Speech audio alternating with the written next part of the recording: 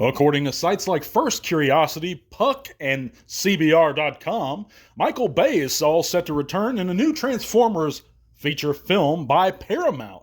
Now, as to the veracity of this, we're going to discuss that and if it can save the future of the Transformers films. We're also going to be talking about, after over half a decade, is the Siege and Earthrise SEEKER molds becoming dated?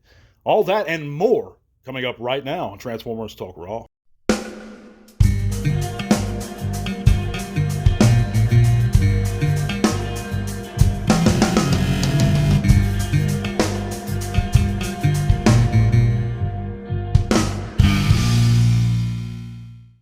That's right, guys. We're back for another TTRP. That's a Transformers Talk Raw podcast here on YouTube and Spotify. If you guys haven't heard, you can click all those great links in the description below. It's going to take you to all kinds of cool stuff, including our Facebook group. Please join us there. We'll be glad to see you. Share your own channels or pages. Chat bots with us. You can also help support the podcast via Patreon if you like. And that $1 or $3 a month goes a long way to help supporting the show, guys. So if you want to see Transformers Talk Raw continue strong, consider helping out if you're able to. Also, check out our friends' channels below, including the very talented Candice Centora and Primal Parodies. She's doing some awesome work with Gary Chaulk down there, so check her channel out too. But yeah, check out all that stuff, guys. Let's get right into it. We got a lot to go over this week. First, can Michael Bay save the Transformers films? Well, there's a lot of gossip sites and known gossip columnists stating that the movie is basically coming. But what we know is that reputable sites such as Yahoo and others are using terms like allegedly. Now, what we know for an absolute fact is that Paramount has confirmed nothing regarding this matter whatsoever. And why should they, in my opinion? Transformers 1 was not a financial success, as you guys probably know. In order for generally a film to be considered financially successful, it has to generate 3 times its budget. Now, while Transformers 1's budget has never been officially announced, it's speculated it's 74 to 100 and I believe 20 million. Now, even going by the low number, it didn't even double its budget. So it is considered a financial flop. Now, I know a lot of fans enjoyed Transformers 1, and I respect that, and I'm saddened that we're not going to get a sequel, and of course that was recently confirmed by Cooley at BotCon this year. But what we know as far as the Bay Transformers films coming is that, again, Paramount has confirmed nothing, and that they will lose the rights to the Transformers by 2029 if they do not make a new film by that time. Bay has also openly expressed interest and has asked Jordan Davina, a screenwriter, to write the screenplay.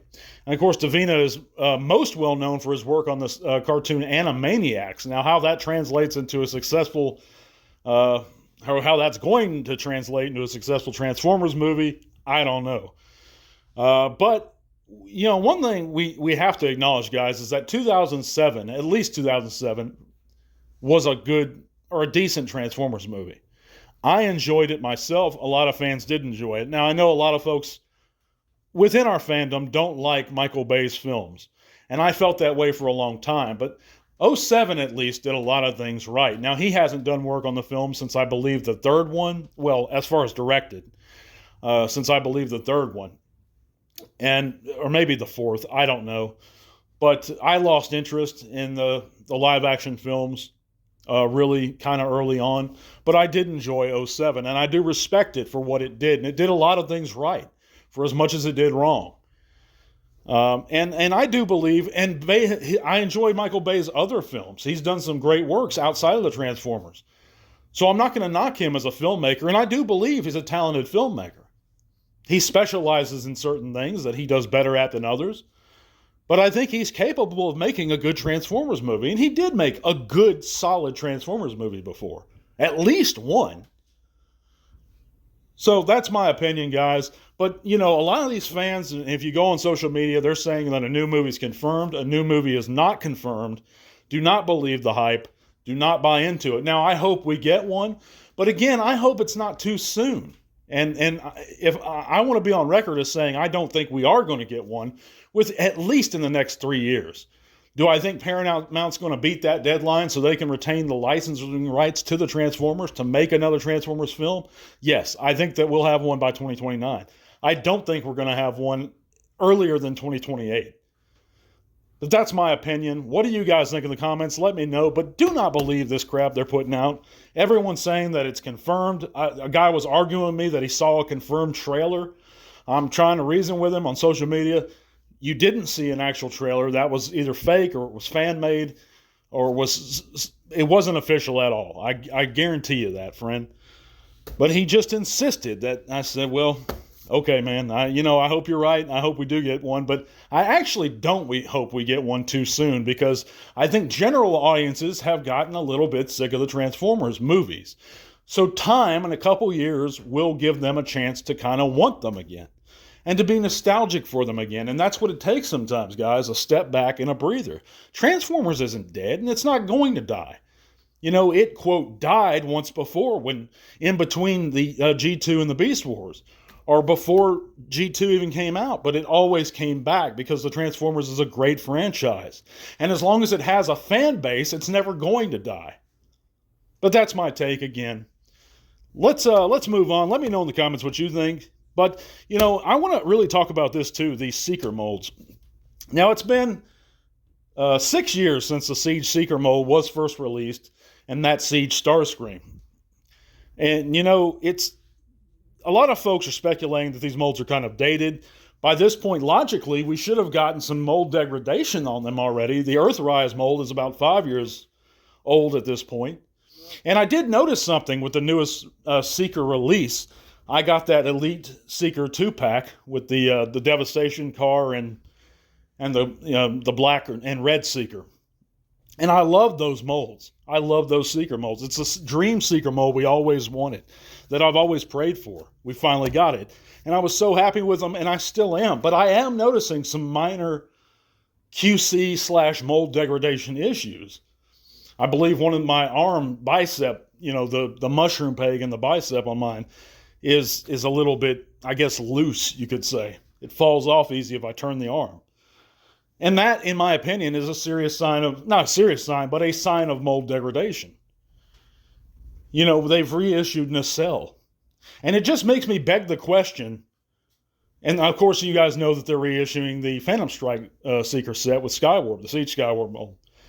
And, it just makes me beg the question, how much use is Hasbro going to get out of these two molds?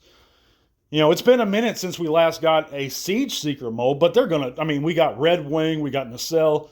They're still making them. It's just been a minute. It's been a year or two, I think. But, and I hope that they use them a couple more times each, because there is a few actual characters they could do still. Of course there's Sunstorm, and they should have already given us a Sunstorm long ago. And I don't care whether it's the Earthrise or the Siege. I like them both. The Siege is more articulated, and the Earthrise is a little bit more screen accurate. But they both look great, and I love them both. Of course, they could give us Slipstream, too, and that's something they've never given us. They have given us a Slipstream, but it's been the kind of Cyberverse version, and I would rather see one made out of her or him, depending on what information you're reading, using that Earthrise or Siege mold. But my point is there's many SEEKERs they could still give us. I at least hope they give us a couple, or at least just a Sunstorm. But again, let me know what you guys think. Let's move on to our poll results and this week's news. Check out the poll results. And last week we asked the question, is Skybound's tank gun version of Megatron's alt mode stupid to you? And out of over 100 Transformer fans that participated, 56%, this one was almost split down the middle, guys. 56% said no, and 44% said yes. There's a good portion of Transformer fans that do think it's kind of stupid for Skybound and to make Megatron a kind of a gun fashioned in the visage of a tank. It's kind of nonsensical, but and I kind of fall into that camp, guys. I mean, he's got to be one or the other. He can't be both. Traditionally, he's not a triple changer, and traditionally he's a gun, but we have to be honest here. He has been a tank for just as long, if not longer, than he's been a gun. The G1 Megatron, by definition, is a gun. You can't change that. It's in the books. For Sunbow, he was a gun. In the G1 comics, Marvel Comics, he was a gun. But the majority of the fans, and I mean a small majority, by a slim margin, 56%, that participated do believe that it's not stupid and that it's a good idea to kind of, I guess they feel that it kind of is a compromise between the two. To just go ahead and make him a gun while making it kind of look like a tank too. But I don't know. What do you guys think? If anyone missed out on this poll, share your thoughts below. Let's move on to this week's news. And of course, we have Takara's Transformers Macross crossover Basara Prime official stock images. Excuse me. And this figure is going to include 3 interchangeable faces, a gun, and a guitar. It's going to feature a Gerwog mode, or a Gerwog mode, however you pronounce it. And the trailer is going to transform into a concert stand complete with microphones and amplifiers and whatnot. Now this figure looks kind of cool to me, and if you guys are lovers of Macross and the crossovers and you're really into it, I can see you being psyched for this. This one probably isn't up my alley, but it does look good. We also have official in-hand images, thanks to the Thief, icon of Iacon, and apparently TFW doesn't mind, again, sharing information about this individual. But according to them, we have in-hand images of the Studio Series Deluxe Elita 1. And it looks good. She looks good for what she is. I think she has a better vehicle mode than a robot mode, but I digress. Let me know what you guys think in the comments. And our last bit of news this week, I'm not doing a whole lot of news, guys, because I think you've probably already heard most of this stuff. Sadly, comic book icon Jim Shooter has passed away at the age of 73 a couple days ago. And of course, he was a renowned artist, editor-in-chief of Marvel. And he wrote the initial 6-page treatment that was taken by Bob Budiansky for the Transformers Marvel Comics. He had a long battle with cancer, and we're just all truly saddened to learn of his passing. And his family and his friends are in our thoughts and prayers. And just terrible, terrible news. Of course, many were expressing their condolences towards his family on social media, but he was a true legend. But that's going to wrap it up, guys, this week. I'm sorry for the slight delay. We're going to be back with a longer show next week. God bless you guys, and to all are one. This podcast is made possible thanks to the support of listeners like you. Thank you.